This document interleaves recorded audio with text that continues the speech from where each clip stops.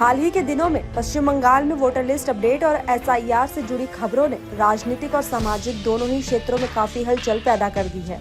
SIR एक नियमित प्रक्रिया है जिसके अंतर्गत चुनाव आयोग समय समय पर वोटर सूची की सफाई करता है, यानी मृतकों के नाम हटाना, जिनके पते बदल गए हैं उनका अपडेट करना और जो नाम गलत तरीके से जुड़े हैं उन्हें सही कराना। इस प्रक्रिया का उद्देश्य चुनावी प्रक्रिया को ज्यादा पारदर्शी और शुद्ध बनाना होता है। लेकिन इस बार इस पूरी प्रक्रिया को लेकर विशेष रूप से बंगाल में चर्चा काफी तेज हो गई है। कुछ दिन पहले ये बात सामने आई थी कि बंगाल में लगभग 35 लाख लोगों के नाम वोटर सूची से हटाए जा सकते हैं, लेकिन जैसे जैसे और जानकारी आती गई, ये अनुमान बढ़कर 50 लाख से ज्यादा आगे जाता दिखाई देता है। विपक्ष के नेता शुभेंदु अधिकारी जैसे लोग तो दावा कर रहे हैं कि ये संख्या 1 करोड़ तक पहुंच सकती है। हालांकि ये दावा आधिकारिक नहीं है।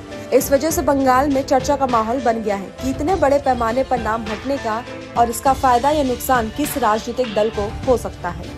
तो वहीं अब तक जो फॉर्म भरने की प्रक्रिया शुरू हुई है, उसके अनुसार लगभग 56.37 लाख लोग ऐसे हैं जिन्हें अनट्रेसेबल यानी उसका कोई ठिकाना नहीं मिला, उसकी श्रेणी में रखा गया है।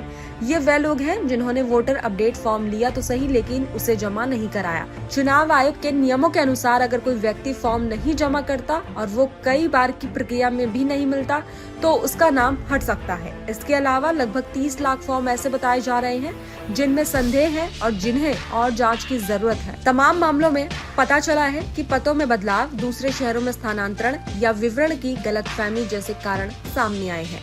तो वहीं ये समझना भी जरूरी है कि कुल मिलाकर बंगाल में लगभग 7.66 करोड़ वोटर हैं। तो वहीं ऐसे में अगर 56 लाख से ज्यादा नाम अनट्रेसेबल माने जा रहे हैं तो ये लगभग 7.5% के बराबर है। इतने बड़े प्रतिशत का हटना स्वाभाविक रूप से चुनावी समीकरणों को प्रभावित कर सकता है, क्योंकि बंगाल में लगभग 90 से 100 विधानसभा सीटें ऐसी बताई जाती हैं जहां जीत और हार का अंतर सिर्फ 10 से 15 हजार वोट्स के बीच रहा है।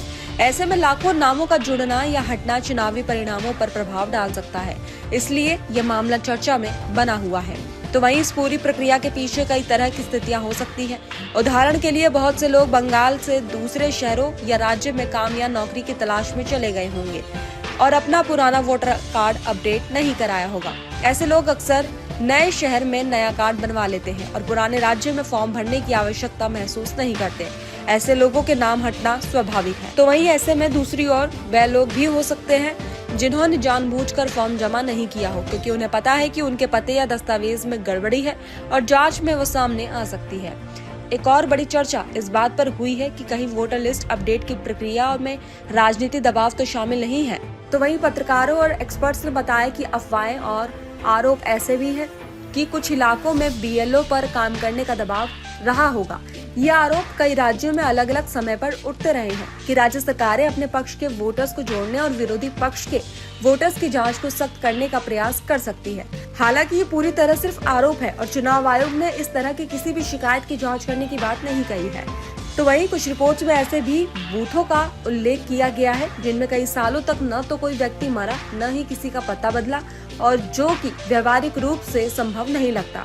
ऐसे बूथों में जांच की आवश्यकता महसूस की गई और चुनाव आयोग ने इन स्थानों की विशेष जांच की घोषणा की है। तो वहीं इन सब के अलावा ऐसे बूथ भी बताए जा रहे हैं जहां 100% डिजिटल अपडेट हुआ है, जो सामान्य स्थिति में दुर्लभ है।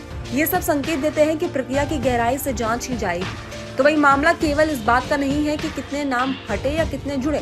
असल चिंता इस बात की है कि ये बदलाव किस तरह की राजनीतिक दिशा को प्रभावित करेंगे, क्योंकि अगर किसी एक वर्ग या समुदाय के नाम ज्यादा हटे हैं तो उसका असर किसी एक पार्टी पर ज्यादा पड़ सकता है।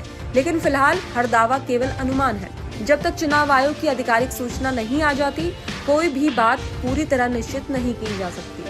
तो वहीं ये भी सामने निकल कर आया है कि कुछ लोग इस मुद्दे को लेकर बहुत संवेदनशील है, क्योंकि बंगाल की राजनीति हमेशा से प्रतिस्पर्धात्मक और ऊर्जावान रही है। यहाँ छोटे अंतर से चुनावी नतीजे बदलते रहे हैं, इसलिए वोटर लिस्ट में थोड़ा सा भी हेरफेर होने की आशंका से राजनीतिक बहस तेज हो जाती है। लेकिन ये भी सच है कि SIR एक सामान्य प्रक्रिया है और देश के हर राज्य में होती है। असामान्य केवल संख्या का बढ़ना है, जिससे चर्चा बढ़ रही है। तो वहीं अंत में ये कहा जा सकता है कि इस समय बंगाल में जो खबरें आ रही हैं, 56 लाख से ज्यादा नामों का हटना, 30 लाख लोगों का अनट्रेसेबल होना, 23 लाख मृतकों के नाम हटने की तैयारी, इन सब ने चुनावी विश्लेषकों का ध्यान खींचा है।